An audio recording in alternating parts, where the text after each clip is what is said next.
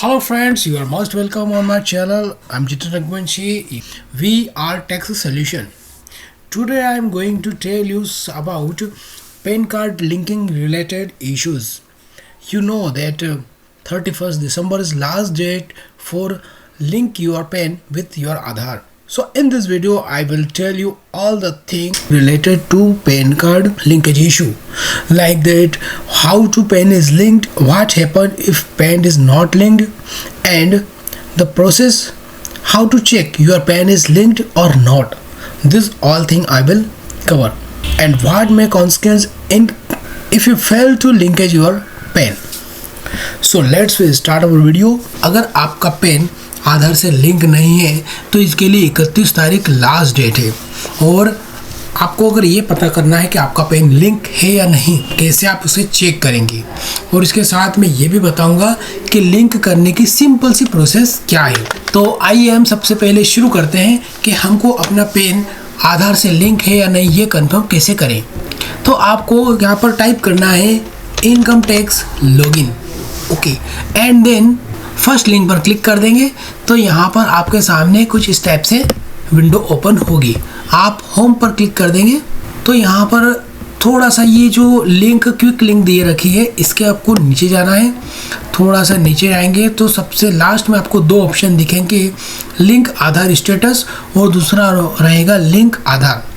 Link आधार status मतलब आपने link की प्रोसेस कर दी है, अब आपको चेक करना है कि आपका आधार और PAN आपस में लिंक हुआ या नहीं। और लिंक आधार का ऑप्शन है मतलब आपको ये कंफर्म पता है कि आपका आधार लिंक नहीं है, तो आपको यहाँ पर आपका आधार लिंक करवाना है, तो उसके लिए आपको प्रोसेस करना है। इसके अलावा एक और तरीका है कंफर्म करने का। अगर आपका लॉगिन आईडी बना हुआ है मतलब आप इनकम टैक्स पोर्टल पर रजिस्टर्ड है तो आप सीधे यहाँ से लॉगिन करेंगे। लॉगिन करने के बाद लिंक आधार टू PAN, ठीक है, मतलब ये लाइन कब लिखी आएगी आपके रिटर्न के पोर्टल में, जब आपका आधार और PAN आपस में लिंक नहीं होगा। वहीं आप, ये था अंदर का तरीका, अब मैं आपको बाहर के तरीके से बता रहा हूँ। जैसे आप ये जाते हैं तो बाहर यहाँ पर आपको लिंक आधार दिखेगा और यहाँ पर आपको क्लिक कर देना है। आप जैसे क्लिक करेंगे तो यहाँ पर आपको PAN फिर डालना पड़ेगा और आधार नंबर डालना पड़ेगा। उसके बाद आपका ये वैलिडेट का ऑप्शन इनेबल हो जाएगा। ओके, अब आप देखेंगे ऑप्शन वैलिडेट का इनेबल हो चुका है। कुछ यहाँ पर नोट भी लिखे हैं, आप चाहे तो इसे पढ़ लेंगे और वैसे ज़रूरत तो नहीं है, ठीक है। तो इसके लिए आप जैसे वैलिडेट पर क्लिक करेंगे तो आपको सीधे चालान वाले पोर्टल पर लेकर जाएगा। ओके, अब यहाँ देखिए हमको यहाँ पर सीधे चालान पे करना है, तो आपको यहाँ पर PAN नंबर डालना रहेगा।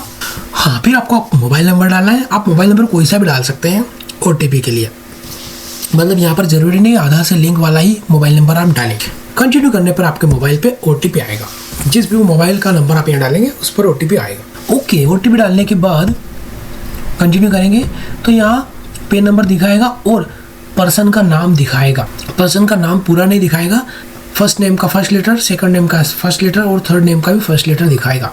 आपको कंटिन्यू करना है और सीधे अब आप चालान वाले पोर्टल पर पहुँच जाएंगे, ठीक है। यहाँ अलग अलग टैक्स के हेड दिखा रहा है, हमको जो सबसे पहला वाला है टैक्स पेमेंट उस पर जाना है।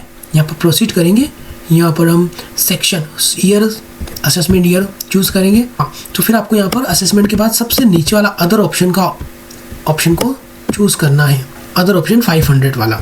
और इसके बाद जैसे आप 500 चूज़ करेंगे तो यहाँ ऑटोमेटिक सबसे पहले जो सब टाइप ऑफ दिखाएगा वो आएगा fee to delay linking PAN and Aadhaar. इस पर आपको क्लिक कर देना है, देन कंटिन्यू, देन 1000 रुपये ऑटोमेटिक फी यहाँ पर आ चुकी है। अब आपको कंटिन्यू करके आपके बैंक सेलेक्ट करेंगे, जिस भी बैंक से आपको पे करना है। देखिए यहाँ पर अलग अलग ऑप्शन है, आप नेट बैंकिंग से करना चाहें, डेबिट कार्ड से पे, कैश काउंटर पे जाकर पे करना चाहते हैं, या RTGS NEFT करना चाहते हैं, या UPI से भी कर, आजकल अब फैसिलिटी अवेलेबल है। हाँ, ये UPI से भी कर सकते हैं। तो मैं यहाँ UPI ऑप्शन सेलेक्ट कर रहा हूँ। ये जैसे मैं पे करूँगा यहाँ एक विंडो होगी टर्म एंड कंडीशन की, उसमें सबसे नीचे जाकर एग्री पर टिक लगा देना है और सबमिट टू बैंक कर देंगे। और इस रेफरेंस को सेव कर लीजिए फ्यूचर के लिए, ठीक है। इसको हमने सेव कर लिया स्निप लेकर। इसमें लिखा भी है, देखिए सेव फॉर फ्यूचर रेफरेंस, मतलब आपको फ्यूचर में अगर लिंक ना हो, कोई इशू आए तो आप बता सकें।